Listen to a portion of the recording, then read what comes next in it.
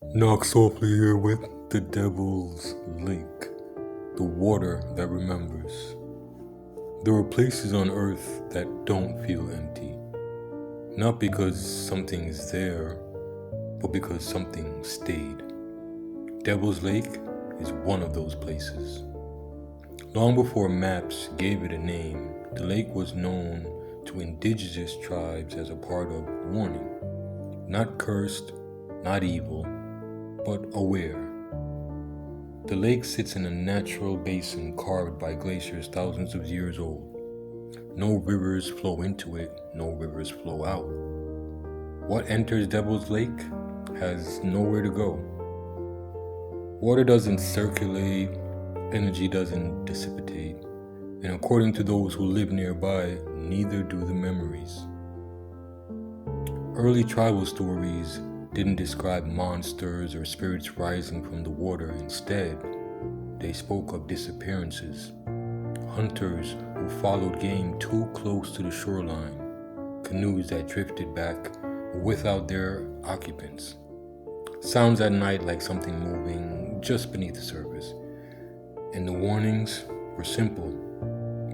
Don't linger, don't swim alone, and never enter the water at night. When settlers arrived, they ignored the stories, and well, they always do. By the late 1800s, Devil's Lake had already begun building a reputation.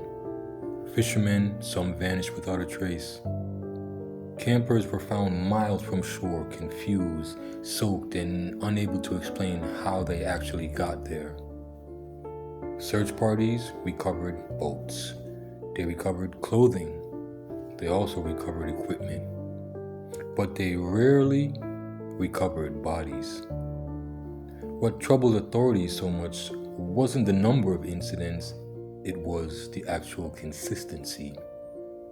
People didn't thrash, didn't call for help, they simply just disappeared. Modern science attempted to explain it. Geologists, well, they point to sudden drop-offs beneath the surface, shelves of rock that plunge sharply downward. Cold water currents can shock the body, pressure shifts can disorientate, even strong swimmers. All reasonable explanations until you hear from the divers themselves. Professional dive teams refuse to explore certain sections of the lake, not because of depth. Devil's Lake isn't especially deep, but because of sensation. Divers report sudden pressure against the chest. Equipment malfunctions without warning. A low frequency vibration fills through the bones. And then there's the sound. Metallic, distant, as if something large is moving slowly below. Sonar scans show irregular shapes along the lake bed, not wrecks, not rock formations that match the surrounding terrain, just anomalies. At night, the lake becomes quieter than it should.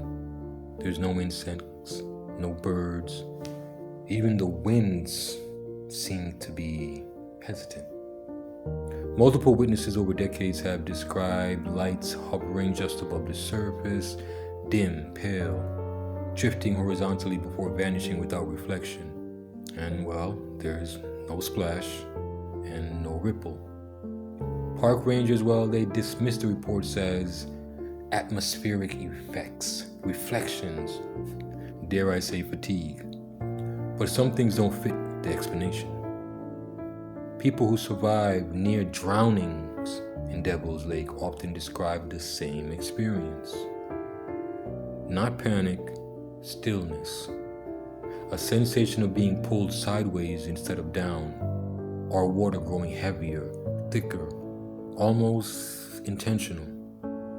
Several reports seeing the shapes beneath them, not figures, not creatures, not movement, without form. As if the lake itself has shifted. And the most unsettling detail? Well, many survivors say the same thing. They felt like they were being watched. Not necessarily by something above the surface, but by something that had been there for far longer than they had. Today, Devil's Lake is a tourist destination. Families swim, boats drift peacefully, the water looks calm. But locals still follow rules they don't advertise. They don't swim after sunset. They don't retrieve objects that fall in. And when the lake goes silent, well, they leave. Because some places aren't dangerous because they're violent. They're dangerous because they remember. And Devil's Lake has never forgotten. Knock softly.